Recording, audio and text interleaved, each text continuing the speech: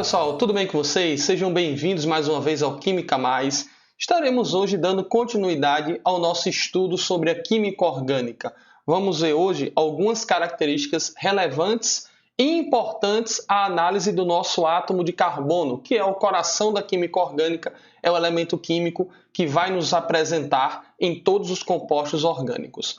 Então, olha só, a gente viu na nossa videoaula anterior que dois cientistas, Berzelius e Wöhler, foram os principais ali em termos da análise de compostos orgânicos. Berzelius com a teoria da força vital e Wöhler, que derrubou a teoria da força vital, provando que era possível recriar em situações experimentais, em situação de laboratório, um composto orgânico que até então acreditava-se que apenas um ser vivo era capaz de fazer.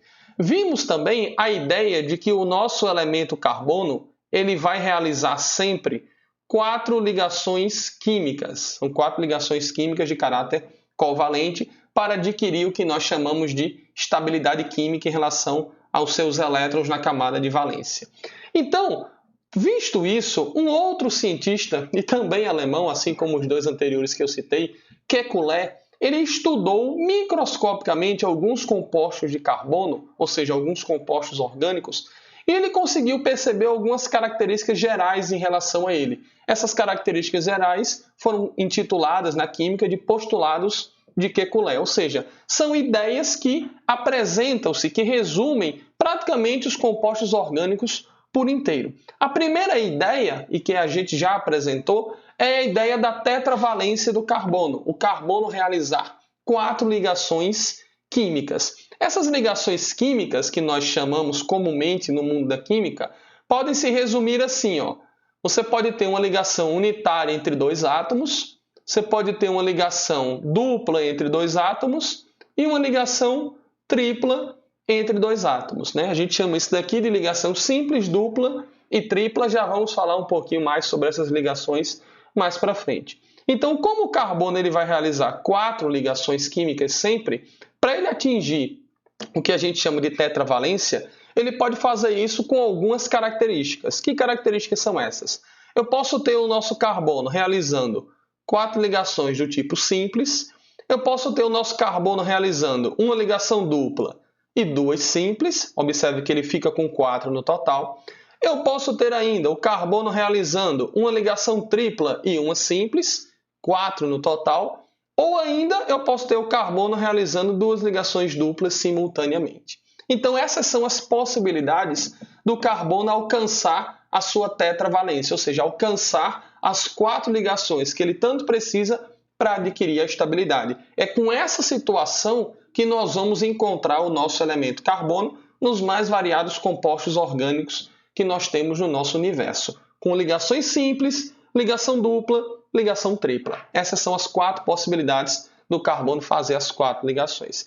Investigando um pouquinho mais, Kekulé conseguiu observar o seguinte, que essas valências elas são totalmente iguais, né? O que justifica as valências no carbono serem iguais é o fato de existir um processo quântico denominado de hibridização, que nós trataremos de uma videoaula no futuro. A hibridização faz com que a energia dos elétrons na eletrosfera, as regiões em que o elétron pode ser encontrado, adquiram uma mesma energia e, consequentemente, essas ligações sejam iguais, que a gente chama de valência livre.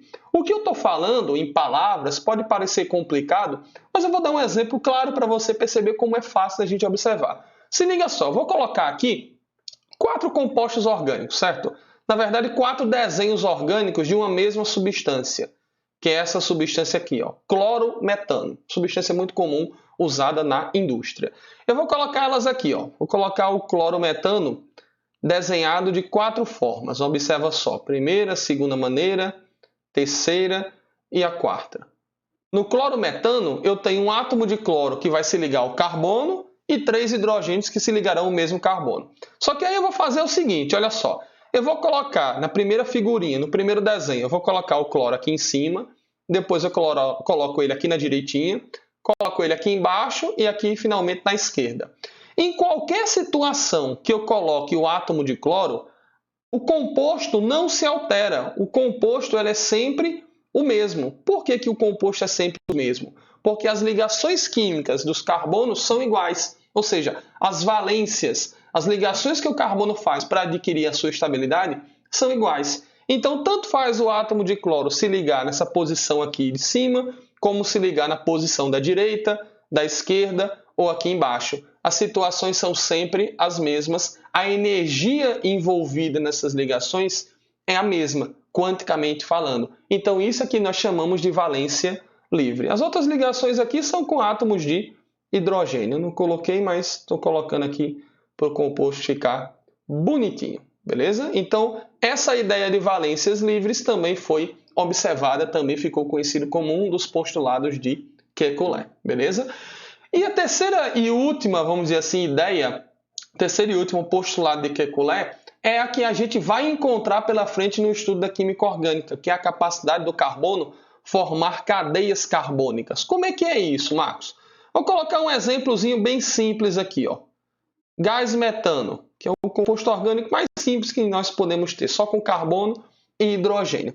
Um átomo formar um composto orgânico com a capacidade de formar cadeias carbônicas é simplesmente um carbono com a possibilidade de se ligar com outros carbonos. Por exemplo, eu posso fazer em laboratório uma transformação química, uma reação química, que tire esse átomo de hidrogênio aqui e coloque um outro átomo de carbono. E eu vá colocando finitos átomos de carbono até eu não querer mais. É como se você tivesse elos de uma corrente, elos de um cordão, e você fosse unindo um elo a outro, formando um cordão ainda maior. Então, isso daí é a possibilidade de você formar cadeias carbônicas. Ou seja, eu posso ter um carbono se ligando a muitos outros átomos de carbono, formando um composto orgânico cada vez maior. É o que nós chamamos de cadeia carbônica e que merecerá, no futuro bem próximo, merecerá alvo de foco, será alvo de estudo nosso dentro da química orgânica, beleza? Então essas foram as ideias, galerinha, postuladas pelo cientista alemão Kekulé e que tanto também contribuíram para a análise, principalmente microscópica, do átomo de carbono. E é em cima dessas ideias, principalmente dessa primeira aqui, ó, da tetravalência, que nós vamos estudar agora, nas características do carbono. O carbono ele apresenta algumas características de formar ligações, né? A primeira que a gente viu qual que é? É ele fazer 4 ligações simples. A segunda característica é ele fazer o quê? Uma dupla e 2 simples. A terceira característica é ele fazer uma ligação tripla e uma simples. E a quarta característica para o carbono é ele fazer 2 ligações duplas ao mesmo tempo. Cada situação dessa vai nos dar um parâmetro classificatório diferente nas mais variadas classificações que nós podemos fazer. Primeira ressalva que eu vou fazer aqui está sobre a primeira análise aqui, quando o carbono faz 4 ligações simples. Observe que o jeito com que eu desenhei aqui, ó, dá a entender, né, que o ângulo entre essas ligações é um ângulo de 90 graus. Sendo que aqui eu estou desenhando o composto no plano aqui do vídeo, né? Quando a gente analisa o átomo de carbono, quando ele realiza 4 ligações do tipo simples, que é essa primeira análise aqui, o que nós encontramos não é uma disposição planar das ligações, é uma disposição espacial, ou seja, as 4 ligações simples aqui do carbono, nessa primeira característica, elas não vão caber no mesmo plano, elas vão se dispor no espaço, vão se dispor tridimensionalmente. E como que é essa disposição? Essa disposição vai ser algo parecido com isso daqui, ó. Você vai ter 2 ligações planares e você vai ter 2 ligações espaciais. Olha o desenho que eu estou colocando aqui para a gente, ó. Essa ligaçãozinha aqui, ó, deixa eu colocar aqui o apontador. Essa ligaçãozinha aqui, parecendo uma seta, é assim que a gente chama, ligação em seta, é apenas para indicar que essa ligação em especial está sendo direcionada para a frente do plano. Ou seja, se você está observando essa molécula aqui no espaço, essa ligação está se aproximando de você. Ela está se aproximando do observador. Ela está para frente do plano de referência. É como se ela estivesse para frente do seu visor agora, seja do computador ou do seu celular. E essa ligação aqui tracejada, parecendo um sinal de internet, um sinal de Wi-Fi, né? É o contrário. É para dizer que essa ligação aqui está para dentro do plano, ou seja, ela está se afastando daquele observador. É como se você tivesse a sua tela como referência e essa ligação aqui estaria entrando na sua tela, estaria para trás da sua tela.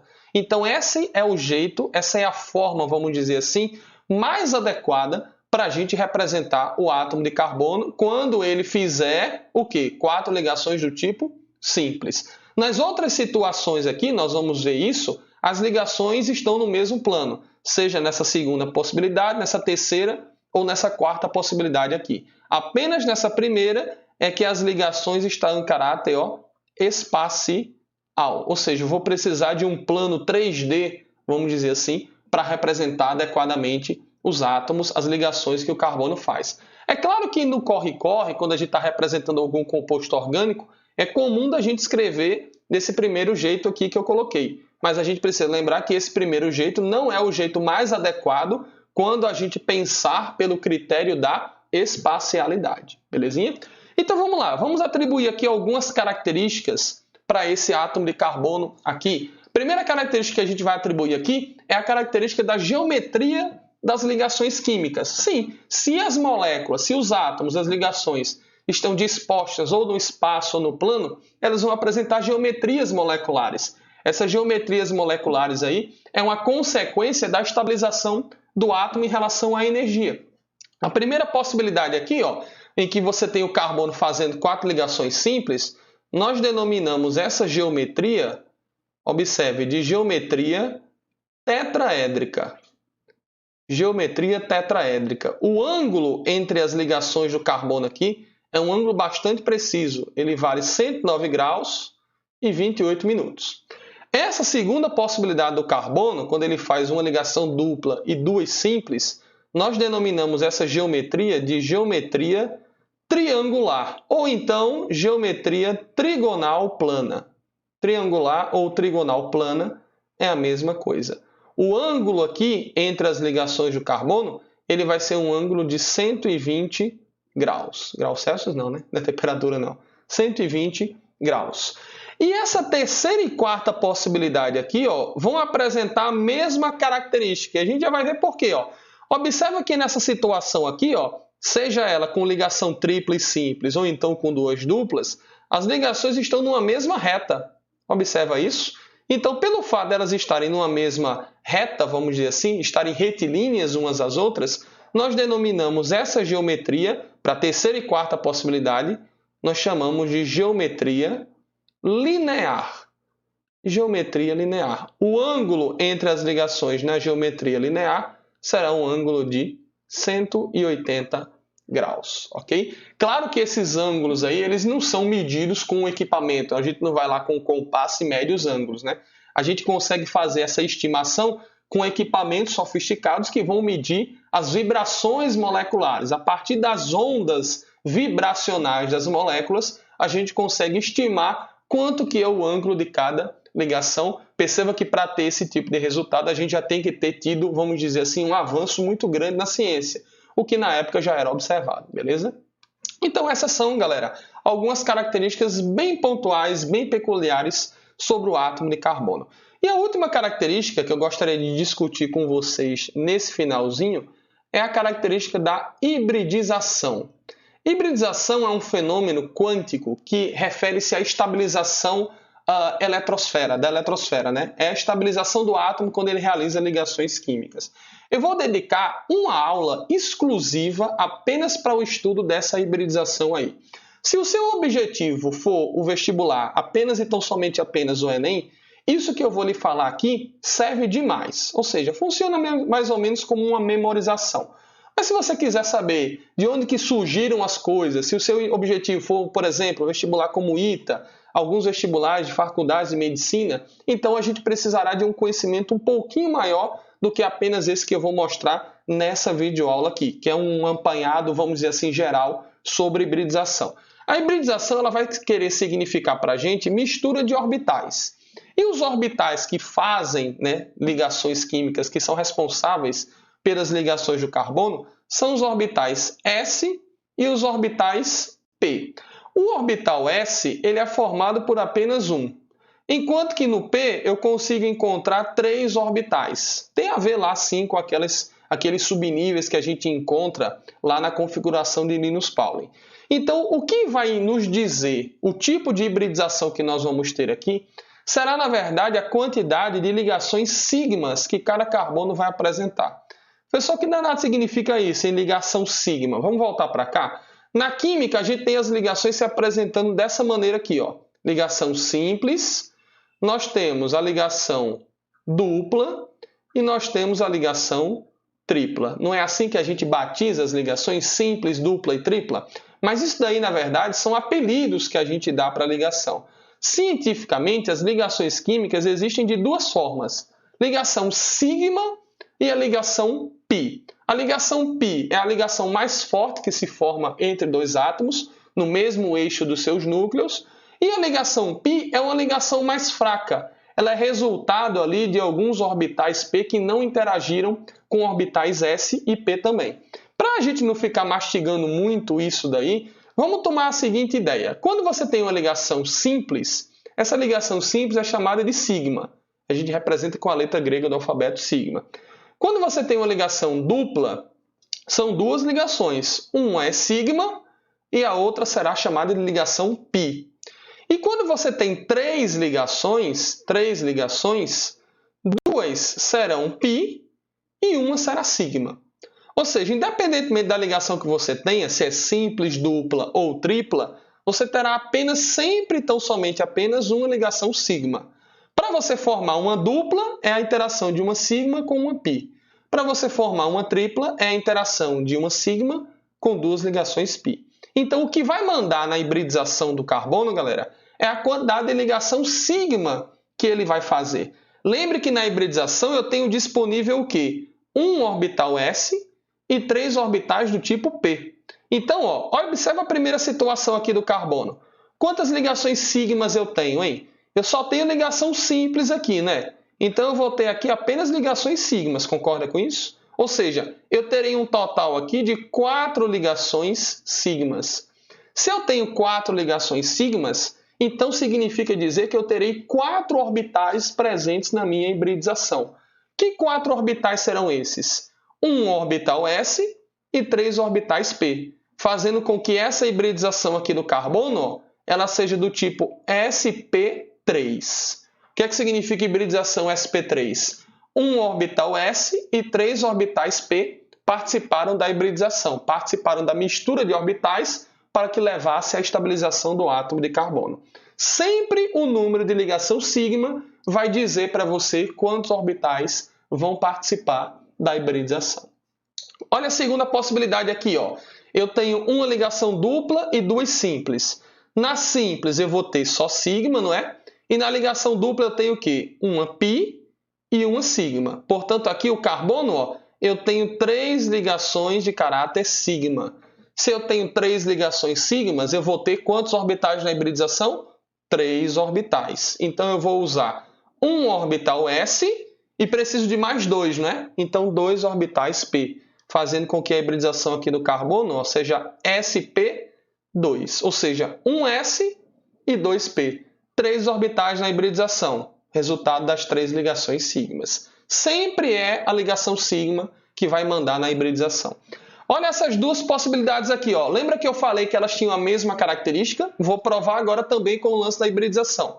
Ligação tripla e uma simples aqui. Como é que funciona, hein? A simples é sigma e a ligação tripla eu vou ter 2 pis e uma sigma. Portanto, aqui eu tenho 2 ligações sigmas. Galerinha, se eu tenho 2 ligações sigmas, quantos orbitais eu vou ter na hibridização?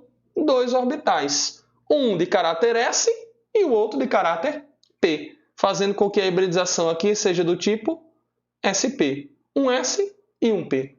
Olha essa última possibilidade aqui que eu havia falado para vocês, que é a mesma da anterior. 2 ligações duplas. Na ligação dupla, como é que eu tenho mesmo a disposição das ligações, hein? Um é sigma e a outra é pi. Do outro lado, a mesma coisa. Um é sigma, a outra é pi. Portanto, eu tenho 2 ligações sigmas. Se eu tenho 2 ligações sigmas, 2 orbitais na hibridização SP também. Beleza? Então, a gente pode, vamos dizer assim, a nível de Enem, basta a gente identificar a hibridização para cada átomo de carbono. Se ele faz só ligação simples, hibridização do tipo sp3. Se ele, porventura, estiver fazendo uma dupla, hibridização sp2. Se, por acaso, ele estiver fazendo uma tripla ou então duas duplas simultâneas, hibridização SP. A gente pode, vamos dizer assim, memorizar por memória fotográfica essa situação, ou então, repito, se você tiver um objetivo de vestibulares um pouco mais complexos, ou então saber de onde que surgiram propriamente dito as coisas, na próxima videoaula eu vou falar exclusivamente de hibridização e a gente vai poder entender de uma maneira um pouco mais aprofundada de onde que surgiram essas ideias de hibridização, ok? Então, galerinha, essa foi a nossa aula sobre o estudo do carbono. Espero que vocês tenham gostado. Lembre-se de se inscrever no nosso canal, curta a nossa página no Instagram. Um forte abraço a todos e até a nossa próxima aula. Tchau, tchau!